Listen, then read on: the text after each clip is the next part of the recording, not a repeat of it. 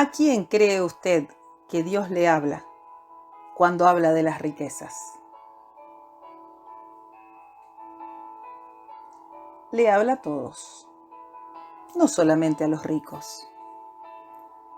El Salmo 49 habla del error de poner la confianza en las riquezas. Y les dice que escuchen, ¿quiénes? Los pueblos, los habitantes del mundo, los nobles y los plebeyos, los pobres y los ricos. Y dice que les hablará con sabiduría, con inteligencia, con proverbios y con enigmas. Porque las riquezas no redimen al hermano, no prolongan la vida, no libran de la muerte, quedan para otros, no dan honra y no descienden al sepulcro. Dios no cuestiona las riquezas, sino la insensatez de confiar en ellas. Es que la redención de la vida no se compra con dinero. Este salmo fue escrito para instruir al pueblo, no para alabar a Dios, y llama al mundo a oír la verdad referente a la gloria temporal y a la falsa seguridad de las riquezas, cuya ruina es cierta, en contraste con la esperanza eterna de la justicia. Dice así: oigan esto, pueblos todos, los plebeyos como los nobles, el rico y el pobre. Mi boca hablará sabiduría, y el pensamiento de mi corazón, inteligencia. ¿Por qué he de temer en los días de adversidad? Los que confían en sus bienes y de la muchedumbre de sus riquezas se jactan.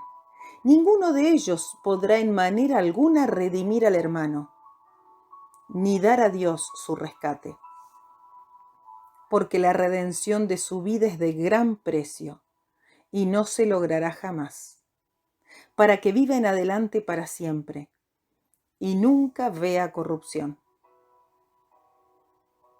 Pues verá que aún los sabios mueren, que perecen del mismo modo que el insensato y el necio, y dejan a otros sus riquezas. Su pensamiento es que sus casas serán eternas y sus habitaciones para generación y generación. Dan sus nombres a sus tierras, mas el hombre no permanecerá en honra. Es semejante a las bestias que perecen. Su camino es locura. Pero Dios redimirá mi vida del poder del Seol, porque Él me tomará consigo. No temas cuando se enriquece alguno, cuando aumenta la gloria de su casa, porque cuando muera no llevará nada, ni descenderá tras él su gloria. Aunque mientras viva, llame dichosa su alma y sea loado cuando prospere. Entrará en la generación de sus padres y nunca más verá la luz. El hombre que está en honra y no entiende, semejante es a las bestias que perecen. Acá el salmista está diciendo que el hombre no puede comprar días adicionales de Dios para prolongar su vida. Y no se trata de la cuestión de la vida después de la muerte, sino del hecho de la esperanza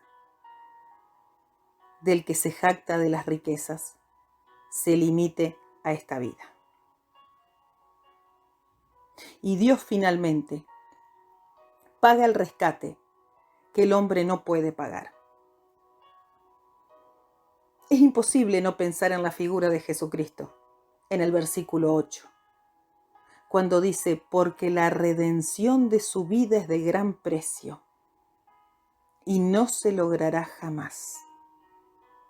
¿Quién sino el Señor Jesús? Fue el único, es el único que pudo pagar ese precio.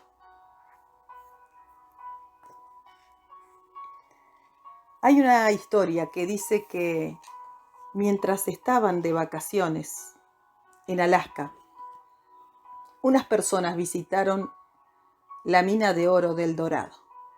Y después de recorrer el lugar y ver algunas técnicas de minería de la época de la fiebre del oro, pudieron lavar un poco de ese precioso mineral. Les dieron a cada uno un recipiente y una bolsa con tierra y piedras. Y después de poner el contenido en una batea, agregaron agua y movían en círculos para que se desprendiera el cieno y el oro, que es pesado, se depositara en el fondo. Y aunque habían visto trabajar a expertos, no tuvieron buenos resultados. ¿Por qué razón? Porque preocupados por la posibilidad de desperdiciar algo de valor, no querían desechar las piedras que no valían nada. Y esto nos recuerda que a veces las posesiones nos pueden impedir descubrir lo que realmente es valioso. De hecho, Jesús se encontró con un hombre rico, a quien le ocurrió esto, porque su riqueza terrenal le importaba más que su tesoro espiritual. Y el Señor le dijo: cuán difícilmente entrarán en el reino de Dios los que ponen su corazón en las riquezas. Y aunque el dinero no es malo, puede impedir que heredemos riquezas verdaderas si el acumularlo es la meta en nuestra vida. Acopiar riquezas es insensato, porque la fe genuina, no el oro, es lo que nos sostendrá en las pruebas y dará como resultado alabanza, honra y gloria para Dios.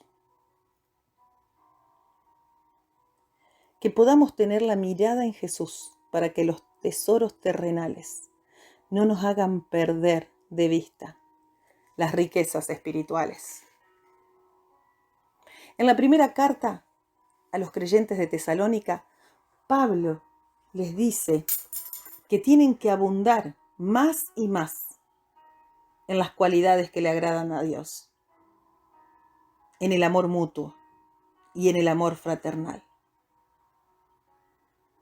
Y esta clase de amor expansivo solo se logra porque proviene de los recursos ilimitados de Dios, no de un suministro que va disminuyendo.